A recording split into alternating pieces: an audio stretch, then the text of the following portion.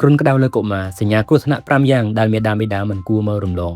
សួស្តីបងប្អូននិងមេដាបេដាទាំងអស់គ្នាខ្ញុំបាទវិជ្ជបណ្ឌិតសុតបរិនសូមលើកយកប្រធានបទដ៏សំខាន់មួយមកចែករំលែកជាមួយនឹងបងប្អូនគឺគ្រុនក្តៅលើកុមារនិងសញ្ញាគ្រោះថ្នាក់5យ៉ាងដែលមេដាបេដាមិនគួរមើលរំលងគ្រុនក្តៅគឺជាសញ្ញាឆ្លើយតបរបស់រាងកាយក្នុងការប្រយុទ្ធប្រឆាំងនឹងមេរោគកុមារភាគច្រើនអាចជាសះស្បើយបានដោយការថែទាំត្រឹមត្រូវប៉ុន្តែមានស្ថានភាពខ្លះដែលអាចបង្ហាញថាកូនរបស់លោកអ្នកកំពុងប្រឈមជាមួយនឹងជំងឺធ្ងន់ធ្ងរនិងត្រូវការការព្យាបាលជាបន្ទាន់សូមទស្សនាវីដេអូនេះរហូតដល់ចប់ដើម្បីស្វែងយល់ពីសញ្ញាគ្រោះថ្នាក់ទាំង5យ៉ាងសញ្ញាទី1ពិបាកដកដង្ហើមប្រសិនបើកូនរបស់លោកអ្នកក្តៅខ្លួនហើយដកដង្ហើមញាប់ខ្លាំងហត់ឬក៏ប្រឹងដកដង្ហើមឬក៏មានផាត់ទ្រូងចូលក្នុងពេលដែលដកដង្ហើម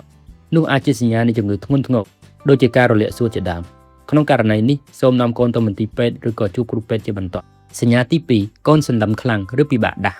ជាធម្មតាកុមារដែលមានគ្រុនក្តៅអាចហត់បន្តិចឬក៏ងុយគេងបន្តិចប៉ុន្តែប្រសិនបើកូនកេងសន្លឹមខ្លាំងពិបាកដាស់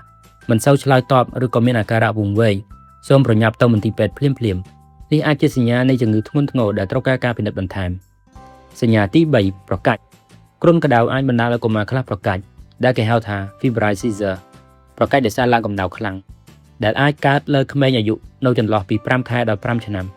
ហើយខ្ញុំច្រើនតែជួបប្រទះនៅលើក្មេងអាយុប្រហែលជា1ឆ្នាំទៅ1ឆ្នាំ8ខែដូច្នេះចំណុចនេះចង់បញ្ជាក់ប្រាប់បងប្អូនថាប្រសិនបើកូនរបស់លោកអ្នកអាយុក្រោម5ខែឬក៏អាយុលើស5ឆ្នាំហើយប្រកាច់គឺមិនមែនជាការប្រកាច់ដោយសារឡើងកម្ដៅខ្លាំងទេគឺអាចដោយសារជំងឺធ្ងន់ធ្ងរផ្សេងប្រសិនបើកូនរបស់អ្នកប្រកាច់ដោយសារឡើងកម្ដៅសូមរក្សាភាពស្ងៀមស្ងាត់ដាក់កូនឲ្យកេងផ្អៀងទៅម្ខាងគួរជៀសវាង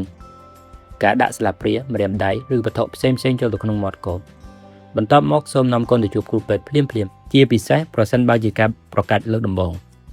សញ្ញាទី4ខ្វះជាតិទឹកធ្ងន់ធ្ងរនៅពេលដែលកូនមានគ្រុនក្តៅពិសេសបើមានរាគឬក៏ក្អួតរួមជាមួយនោះកូនលោកអ្នកអាចខ្វះជាតិទឹកបានយ៉ាងឆាប់រហ័សសញ្ញាដែលត្រូវប្រុងប្រយ័ត្នរួមមានមាត់ស្ងួតខ្លាំងយំគ្មានទឹកភ្នែកខូងនោមតិចជាងធម្មតាឬក៏តិចខ្លាំងមិនព្រមញ៉ាំទឹកប្រសិនបើមានសញ្ញាទាំងនេះសូមនាំកូនទៅទទួលការព្យាបាលឲ្យបានឆាប់រហ័សសញ្ញាទី5ទារកអាយុក្រោម3ខែមានគ្រុនក្តៅនេះគឺជាចំណុចសំខាន់ណាស់ប្រសិនបើមានទារកអាយុក្រោម3ខែមានសីតុណ្ហភាព38ឬក៏លើសពី38សូមនាំទៅជួបគ្រូពេទ្យភ្លាម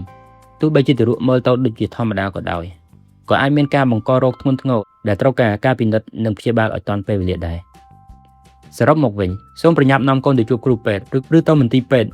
មណ្ឌលសុខភាពដែលនៅជិតលោកអ្នកបំផុតប្រសិនបើកូនលោកអ្នកមានក្តៅខ្លួនថែមទាំងពិបាកដកដង្ហើមមានសន្លឹមខ្លាំងឬក៏ពិបាកដាស់មានប្រកាច់មានសញ្ញាខ្វះជាតិទឹកធ្ងន់ធ្ងរឬក៏ក្តៅខ្លួននៅលើទារកអាយុក្រោម3ខែសូមចងចាំថាគ្រុនក្តៅភាគច្រើនមិនមែនជាជំងឺគ្រោះថ្នាក់ទេប៉ុន្តែការស្គាល់សញ្ញាព្រមានទាំងនេះអាចជួយឲ្យមេដាបេដាសម្រេចចិត្តបានត្រឹមត្រូវនិងការពារសុខភាពកូនបានទាន់ពេលវេលាបើសិនលោកអ្នកយល់ថាវីដេអូនេះមានសារៈប្រយោជន៍សូមចុច like share និង subscribe ដើម្បីទទួលបានព័ត៌មានសុខភាពកុមារល្អៗបន្ថែមទៀតខ្ញុំបាទវិជ្ជបណ្ឌិតសុតបរិនសូមអរគុណនិងសូមជូនពរឲ្យកុមារទាំងអស់មានសុខភាពល្អ